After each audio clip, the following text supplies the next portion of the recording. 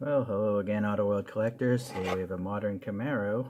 Actually, it's not that modern. It's a 2011 Hennessy Camaro. Seems to have been on road and track with the heart of a Corvette ZR1 engine in there, making 725 horsepower there. But the internet tells me otherwise. Okay, let's see on the back. It tells you text-wise what there is in the collection, just no photos though. So the internet, Wikipedia, this could be all wrong, says this is a supercharged V8 engine of 6.2 liters and it's supposed to be making 600-ish horsepower.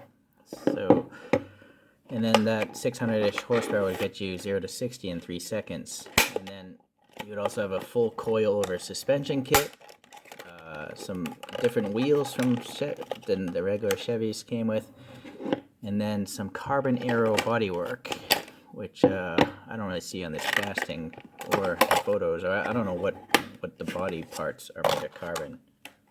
Maybe the wing or something, but all right, that cover was so loose, so it was crazy.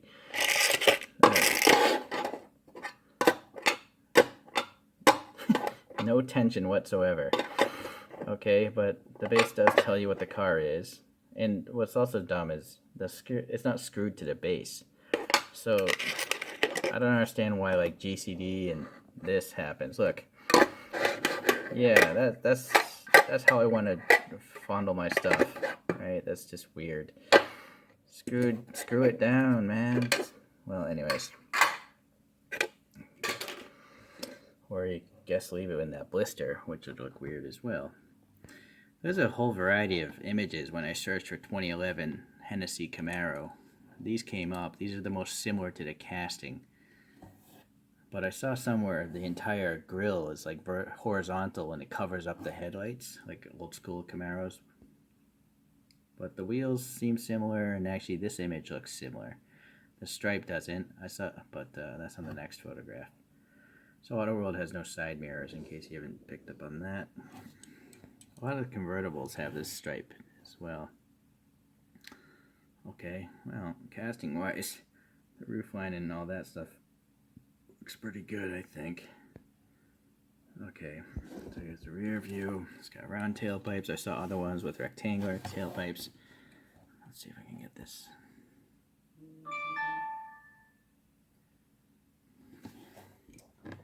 Okay.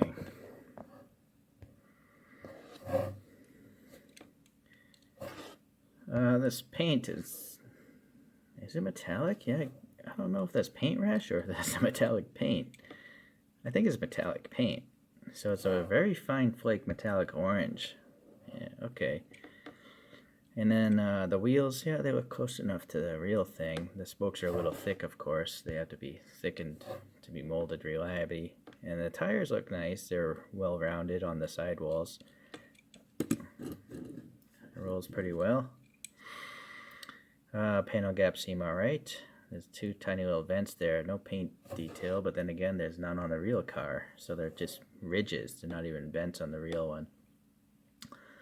Alright, door handle has some good dimensionality to it. Fuel filler there. Some black paint around the window molding. No mirrors again. I do like that there's no actual side window, but still a primarily black interior, so let's get this flashlight out. I do like that the seats have a different color though. Maybe too bright. Yeah, so yeah, it's a nice interior. I like how they got that orange going across the dashboard. And then obviously the seats, the stick shift looks good. That's a great interior mold-wise and paint-wise. It's really nice. I like it. Even the back seats have the color. Great job. Okay. So over here we have the Chevy badge is black on silver. White headlights, orange turn signals. The grille has some depth to it. There's a little black paint on that little vent there. Ridges look good. Whoa, are those plastic? Wow, this thing has plastic lights here, so that's nice. Are these plastic?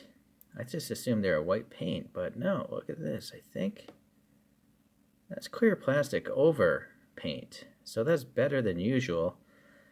I just wish if they're gonna, have details molded into the grill, they could have easily added a light bucket, and a light bulb back there, and it would have made this look a lot nicer. But this might be my first Auto World that has plastic lights. So very cool. I like it. This is a separate piece of plastic here. A little chin spoiler, there's a little overspray there. I'm not too bothered by it, though it's so small.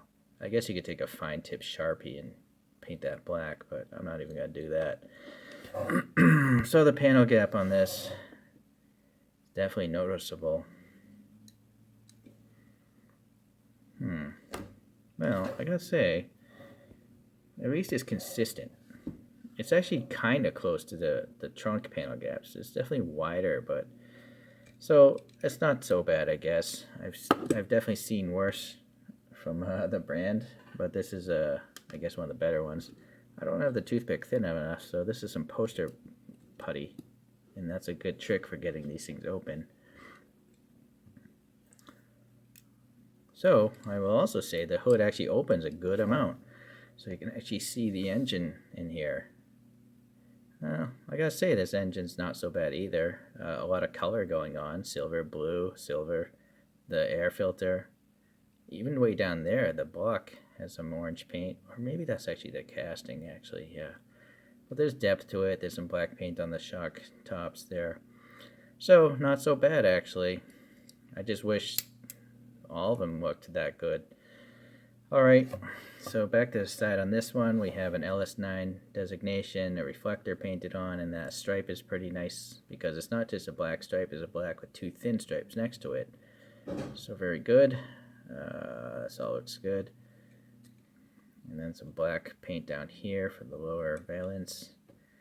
The tailpipes are casted in, but there's some depth in the middle, and they seem to be black inside, so that's good. Oh, this is, yeah, even got the road and track license plate, so that's nice. And then the backup lights are painted. And then, whoa, this thing has plastic tail lights as well.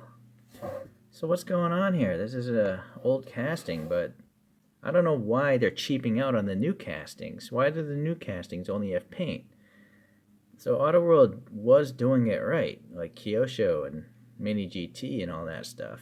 But then somewhere along the way, they decided, let's just save money and paint everything. So anyways, I'm sure that's supposed to say Hennessy, but it's so long and small I can't tell. And that says HPE.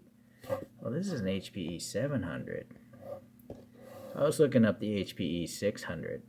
So yeah, this is a totally different engine. So that artwork on the card of the packaging was correct.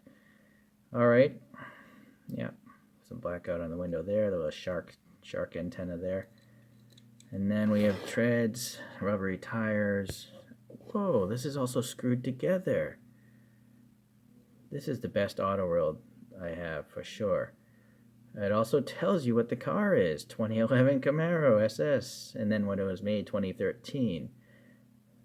Where made, all that stuff. Yeah, okay, so I'll be darned. This is the nicest Auto World that I have in my collection. And it was from 2013. So, yeah. It's a real shame that this company did know what they were doing.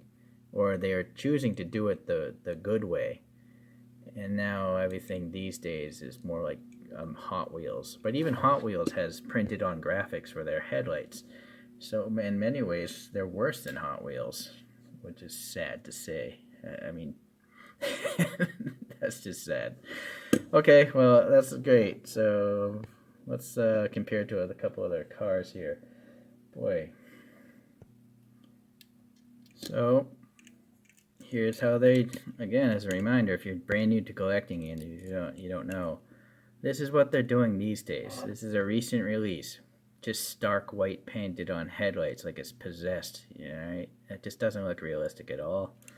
The taillights, they're not so bad because they're small, but still painted on taillights. So really cheaping out, I think. It's not cool. At least it has a colorful interior. That's a Mach 1 Mustang, by the way, 73. Now, one brand that I do love, Mini GT. They do what I like. Clear lenses, front and back. The only thing I don't like is most of them have black interiors, but I think some of them now are coming with painted interiors, so they're getting even better. But good stuff here. And another one, this Corvette from Mini GT. So again, the clear lights in front and back, but because it has a screwed together base, I painted that interior like a tannish color. So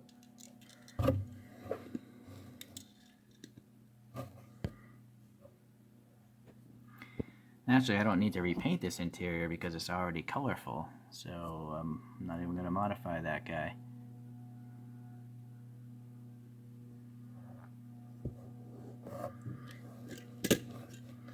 Sorry for the next door neighbor has these landscapers come every week, like 2 or 3 times. He has several contracts going on, and so they start it early in the morning and just make noise, and they're there forever. So if you can hear that weed whacker, or I think it's a leaf blower engine. Back to this casting. This is fantastic. This is a really pleasant surprise. I was a little hesitant getting the more modern Auto Worlds because I have their modern Challenger Hellcat or whatever it is, and that thing is just terrible. It is the worst panel gap I've seen. But this is totally great. I can't tell you how happy I am. The only nitpick is maybe the headlights could have been casted to have like a light bulb or some indication of a light back there, like those rings in the front end, right? They could have easily done it because they're casting in the grooves for the grill anyways. And then I gotta say, I don't really care about the opening hood features, but the hood gap on this is relatively even and thin, and then the actual engine inside of it actually has some decent detail as well. So again, best Auto World I have, but you guys have been collecting these things for a while. Can you tell me, is there a better casting? Is there something better than this, that has the better headlight details behind the clear headlights? That I would be interested to learn about. Maybe I'll try to track one down. I was lucky I got this off eBay, off an auction. It wasn't too expensive, so I'm very happy. It's so rare for me to be so happy during an Auto World review. Okay, well, there'll be more Auto Worlds to come, so thanks for watching today, and we'll see you the next time around.